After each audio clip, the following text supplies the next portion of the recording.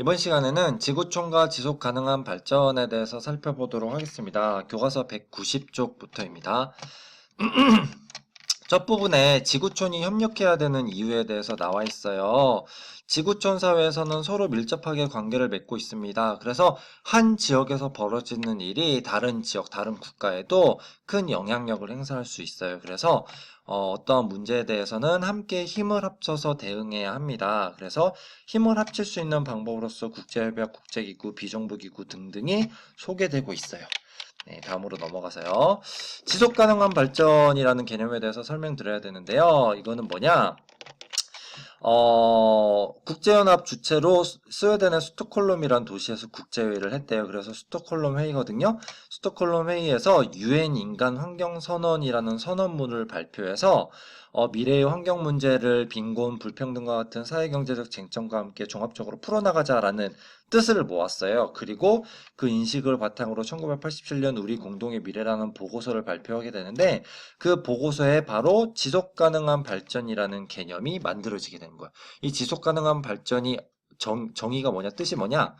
미래 세대가 그들의 필요를 충족할 수 있는 능력을 위태롭게 하지 않으면서 현재 세대의 필요를 충족하는 발전 방식이라는 거예요. 이게 무슨 말인지 알겠죠? 그러니까 우리 현재 세대의 편리와 행복을 위해서 무한정 석유와 석탄을 끌어다 쓰고 그걸 떼워서 막 지구온난화와 환경오염 시키고 그렇게 되면 우리 자식, 우리 손주 세대에서는 그 자원을 누리지도 못하고 쾌적한 환경에서도 살기 힘들어진다는 거죠. 그렇기 때문에 환경이 뭔가 복구 가능한, 재생 가능한 수준에서 개발, 발전해서 우리 후손들도 자원과 아름다운 환경을 충분히 누리면서 살아갈 수 있게끔 하자라는 것이 바로 지속 가능한 개발이에요. 지속 가능한 발전이에요. 이런 지속 가능한 발전을 위해서 어떻게 하면 될까에 대한 내용이 그 아랫부분에 나오는데요. 여기에서 중요한 내용은 뭐냐면요. 중요한 부분은 환경과 경제의 조화를 넘어서 사회적 형평성까지 고려해야 한다는 거예요. 왜냐하면 우리가 지속 가능한 발전하면 환경만 떠올리기 쉬운데 사회적 형평성, 즉 못 사는 지역, 못 사는 국가들도 배려해주고 생각해줘야 되는데 왜냐하면 형편이 어려우면 그 사람들은 환경 보존보다는 경제 발전, 경제 개발을 더 우선시할 수 있거든요. 그렇기 때문에 그 지역을 어떻게 지원해주고 같이 잘 살 수 있을지에 대해서 고민하면서 지속 가능한 발전을 실천해 나가야 된다라는 이야기를 하고 있어요. 밑에 생태 도시의 사례로서 쿠리치바 사례 한번 읽어보시고요.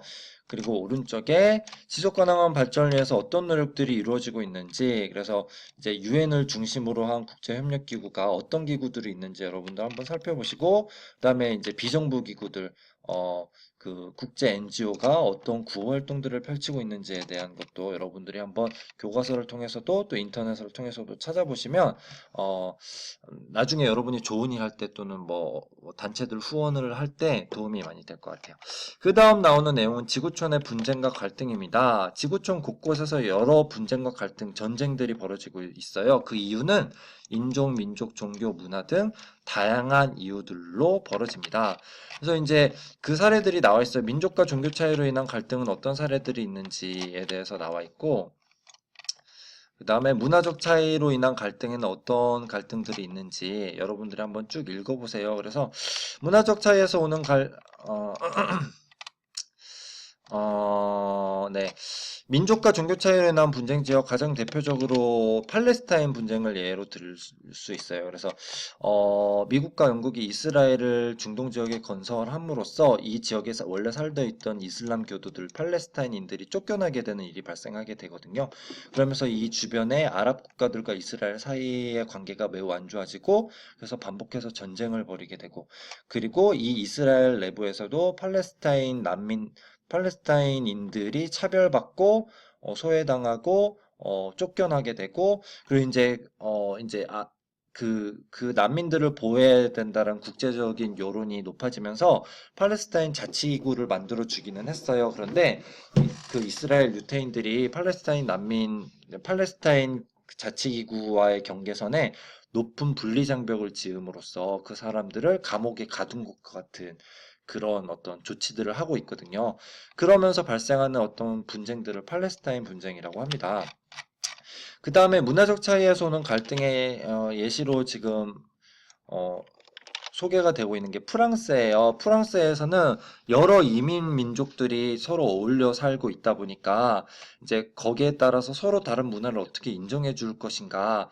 그러면서 이제 이슬람 여성들이 이렇게 그 머리에 착용하는 니캅, 베일과 같은 부르카 같은 것들을 금지하는 법을 또 프랑스에서 만든 거예요. 그래서 이제 그 이슬람 종교를 믿는 사람들이 많이 그 프랑스 정부에 비난하고 그런 갈등, 분쟁들이 발생하는 일이 있었고요. 그 다음에 프랑스 소요 사태라고 해서 프랑스에서 살고 있던 이민자들이 자신이 겪는 차별에 대해서 이제 분노를 억누르고 있다가 그것이 어떤 사건을 기점으로 해서 한꺼번에 폭발함으로써 이제 그 막 집과 차량들을 막 불태우는 그런 사고들이 있었거든요.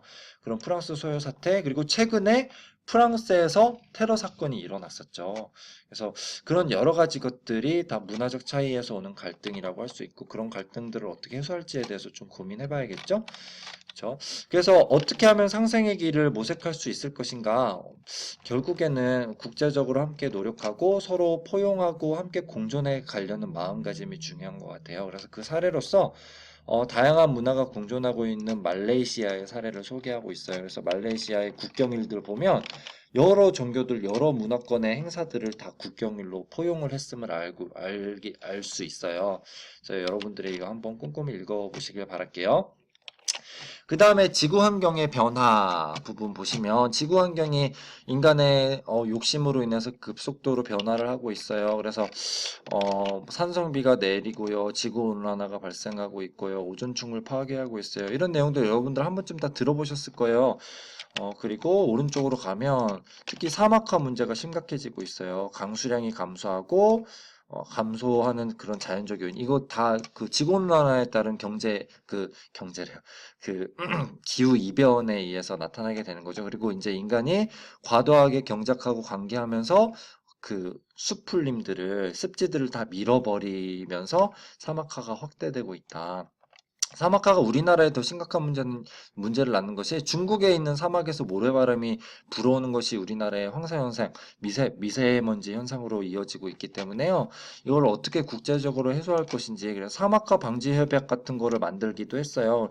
우리나라 시민단체들이 몽골 지역에 가서 사막에 나무 심어주기, 풀 심어주기 운동을 하기도 하고요. 그래서 그런 국제적인 공조 노력이 필요하겠다라는 거고요. 그 다음에 나오는 내용 지구온난화의 영향에 의해서 지구온난화는 많은 피해들을 낳는데요. 그 중에 가장 대표적인 게 해수면 상승이죠. 그래서 저지대 국가들 투발루나 그 몰디브 같은 국가들은 가라앉고 있어요. 그래서 특히 투발루에 있는 사람들이 집이 물에 다 잠기게 되어서 뉴질랜드 같은 이웃 국가들로 이민을 가고 있는 상황인데 그게 쉽지는 않은가 봐요. 그래서 그런 사람들이 어디에 살아야 되는지 국제적으로 호소하는 그런 캠페인도 있기도 해요. 그래서 이런 지구 온난화를 막기 위해서 국제적으로 어떤 노력을 할 것인가 고민하면서 나온 것이 바로 뒤에 나와 있는 유엔 기후 변화 협약이에요. 자, 여기 이게 몇 페이지냐면요. 203쪽이에요. 유엔 기후 변화 협약을 체결하고 이 지구 온난화 현상, 온실가스 문제에 대해서 어떻게 대처할 것인가. 그래서 여기에서 교토 의정서라는 걸 만들어요. 일본 교토에 모여갖고 이 의정서를 채택해서 교토 의정서라고 하는데 교토 의정서는 각 나라들이 이산화탄소 배출량을 어떻게 축소할 것인지 그것을 이제 서로 약속하는 내용으로 의정서를 체결을 하기도 하고 그래서 이런 지구 온난화를 막기 위한 이런 국제적인 협력이 이루어지고 있다. 하지만 이 문제를 둘러싸고 좀 어려운 부분이 뭐냐면요. 서로 다른 입장을 가지고 있는데 뭐냐면 동서 문제, 남북 문제 개념을 먼저 설명을 드릴게요. 남북 문제는 주로 잘 사는 선진국들은 유럽 국가들이죠. 그리고 못 사는 국가는 아프리카잖아요. 그래서 유럽 국가, 미국, 유럽이랑 미국은 북반구에 있고 아프리카는 남반구에 있다 그래서 그런 국가 간 빈부격차 문제를 남북 문제라고 해요. 근데 지구 환경 문제를 바라보는 데 있어서도 이 남북 문제가 결부되어 있다는 거지. 왜냐하면 개발도상국들은 환경을 보존하는 것보다 빨리 경제를 개발해서 선진국을 따라가는 것이 급하다는 거예요. 그런 상황에서 너네 이산화탄소 배출 감축해 라고 요구를 하게 된다면 개발도상국 입장에서는 억울한 거죠. 이제까지 선진국이 이만큼 경제 개발 시키면서 이산화탄소 지네가 제일 많이 내뿜어 놓고 이제 와서 자기가 경제 개발 좀 시키려니까 이산화탄소를 줄이라고 하네? 억울한 거죠. 그래서 개발도상국과 선진국 간의 입장이 좀 나뉜다. 그러면 그 제가 아까 설명드렸던 이러한 부분에서의 형평성은 어떻게 보장해 가면서 온실가스 감축할 것인지 이게 국제적인 이슈가 되어 있다는 거죠. 여기에 나와 있는 지구환경 보전을 위한 회의의 회의 테이블에 지금 미국 잘 안 보이네요. 인도 뭐 투발루 이런 나라의 대표자들 독일인가 봐요. 대표자들이 서로의 입장을 이야기를 하고 있어요. 그래서 이거를 한번 읽어보시면 이게 선진국과 개발도상국끼리 이렇게 입장 차이가 생길 수 있구나라는 거를 여러분들이 보실 수 있어요. 자, 그리고 오른쪽에 보면 이제 우리가 함께 살아가는 지구촌의 이웃을 위해서 무엇을 할 수 있을까? 해서 이제 그 이태석 신부님의 사례와 그다음 월드비전의 그 후원자님에게 온 편지의 사례가 소개되어 있으니까 여러분들이 한번 읽어보시길 바랄게요. 자, 그러면 이제 학습 노트 활동지에 빈칸 채우기 한번 해보겠습니다. 지구촌을 위협하는 요소들, 환경오염이 위협하고 있고요. 국가 간 정치적, 경제적 뭐가 위협을 할까요? 불평등이죠. 정치적, 경제적인 불평등이 지구촌을 위협하고 있어요. 그 다음에 지속 가능한 발전은 어디에서 나왔다고 했죠? 무슨 회의에서 유엔 인간 환경 선언을 채택하고 보고서에 지속 가능한 발전이 나왔다고 했죠? 무슨 회의죠? 스톡홀름 회의죠. 스톡홀름 회의. 밑에 진단 평가 볼게요. 미래 세대가 그들의 필요를 충족시킬 수 있는 능력을 위태롭지 않게 하면서 현대 세대의 필요를 충족시키는 발전 방식을 뭐라고 하죠? 지속 가능한 발전이라고 한다고 했죠. 이러한 지속 가능한 발전을 위해서 자원의 절약과 재활용 외에 고려해야 할 중요한 요소가 뭐라고요? 사회적 형평성을 고려해야 합니다. 라는 이야기 했었고요. 그 다음에 지구촌에 많은 분쟁과 갈등이 벌어지고 있어요. 그래서 민족과 종교의 차이로 인한 갈등에 대표적으로 유대인과 팔레스타인인 간의 갈등을 뭐라고 하죠? 팔레스타인 분쟁이라고 한다고 했죠. 그리고 카슈미르 분쟁도 이제 민족과 종교의 차이로 인한 대표적인 갈등이라고 할 수 있고요. 문화적인 차이로 인한 갈등, 우리 프랑스에서의 소요 사태와 부르카 금지법에 대해서 살펴본 적이 있었죠. 이러한 갈등을 해결하기 위해서 어떤 노력이 필요할까요? 그래서 여러 이제 국제연합, 국제기구들의 노력이 필요하고요. 그 다음에 무엇의 사례? 말레이족, 화교, 인도 이주민들이 서로 어울려 사는 어떤 민족적인 화합을 보여주고 있는 어느 나라의 사례죠? 네, 말레이시아의 사례가 우리에게 중요한 가르침을 준다고 할 수 있죠. 진단평가, 오늘날의 분쟁은 다양한 무슨 이해관계일까요? 네, 정치, 경제적 이해관계에 따라 복잡한 양상을 띠고 있고요. 세계대전의 경험을 통해서 세계평화 국제질서를 지키려는 목적으로 창설된 기구는 UN, 국제연합이죠. 그쵸?